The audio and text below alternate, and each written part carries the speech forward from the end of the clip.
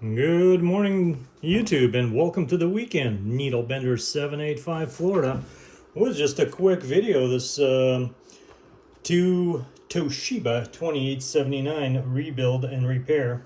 So this amplifier is I built this amplifier about 2 years ago, and it was built with as we know, the original HG HG 2879s, the well-known so-called replacement for the Toshibas. It was a pretty good two-pill, but the user had kind of he was driving it with he's actually driving it into a pretty large tube amplifier, and kind of, I guess, had a little bit of a input tune accident, and caused some momentary spike of SWR to happen, and kind of caused some, I would say it was in very good condition, just had a blown pill in it. So, but he also wanted it, I had some Toshibas on hand, and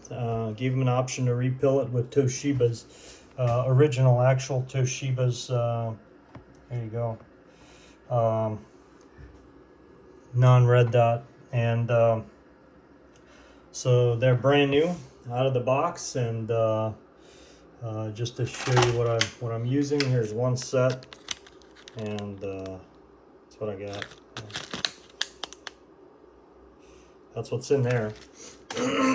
Anyway, so we got it all repilled, and I hate going on rants like this, but I love Toshiba transistors. There's nothing out there that comes even remotely close to a Toshiba transistor. There's no second guessing a tune.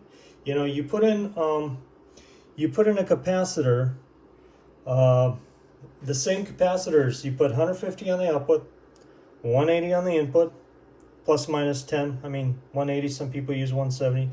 330 here, two 120s on 1,000. And you'll get the exact same tune even if you build 1,000 of these. That's the beauty of a Toshiba transistor.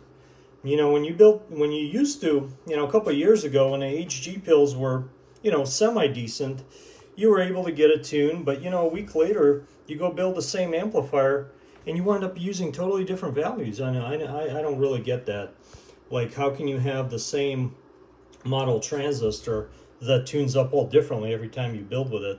But lately there's been, I guess, some production problems, and I know some people don't want to talk about it, but so they kind of been getting into a self-oscillation kind of deal, and there's been a lot of chatter on the internet about it, actually, and I've encountered it myself. I tested it, and it's very, very weird. It's not a harmonic. It kind of just locks up on a lower frequency than the principal, and just kind of self-propagates itself.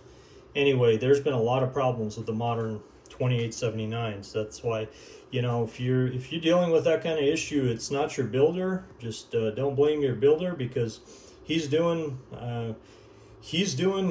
working with the best he's got. So, as actually a production issue with the actual 2879s by HG, they've been absolute garbage lately. So, that's why I kind of recommend seeking alternatives, especially until this issues get sorted out. Right now, it's kind of not a good time to be investing in especially the 2879s. The 2290 HGs have been a little better. There's been I've not heard a lot of issues with those, but the actual 2879s HG current iteration have been having a lot of issues. There are the C alternatives, 2879Cs. I have not heard much of things with them, but the 2879 is the one that's been having issues. Anyway, so we got this thing open. We're gonna key it up a couple times, and maybe slip the lid on, do a little bit more testing. I just had it running. The only thing that's hot there is the what do you call it, the biasing resistor, and that's about, actually that's only 96 degrees. That's not really hot. So this thing does not have a auto key circuit. So first, let's take a look at what we got here. We're on our Striker 955. We're on AM. We're on channel 38. We're putting out about, that's just a audio, about 60 watts audio, and there's our principal signal right there, audio. Our dead key,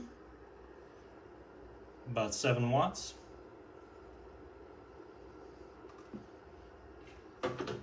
And we're going to key this box up, and here's our with the box on. 200 watt dead key. That's kind of a little too much actually, but anyway, audio, over 500 watts. Let's take a look at the pills. Nice and very low temperature. There you go, evenly heating. There's a diode, temperature compensating diode. Let's see what the temperature of this pill is. 107. And let's look at the spectrum as we transmit. Audio. Fantastic. Just, oh, forgot to mention, input tune. Audio.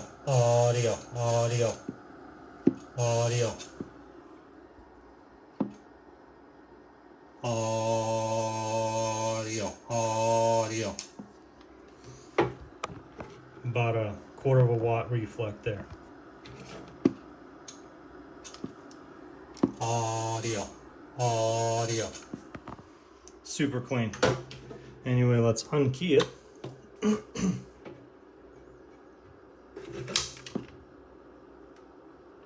And we're back to audio. That just passed through. So there's the coax that I'm using is not the best because it shows same. This thing had absolutely no input, no pass through audio. I have some coax issue here. So anyway, it's actually causing SWR for some reason of 1.12 into a perfectly good dummy load. Anyway. 500 plus watts with 60 watts in. I wouldn't recommend, especially for sideband use, I wouldn't recommend running any more than about 50 watts on sideband, and that will give you the best, cleanest signal out there. And absolute max on like AM, probably about 60 watts. I mean, there's some guys out there who'll hit it with 80. I do not recommend it. And that's, you know, that's for the longevity of the amplifier. So I would say 50 watts max, and this thing will last you a long time. It's got brand new Toshibas in it. All the capacitors, I've actually changed out all the capacitors in there, just kind of updated, and she's good to go. Anyway, thanks for watching. 73's Needle Bender 785 here in Florida, and we're back on the set.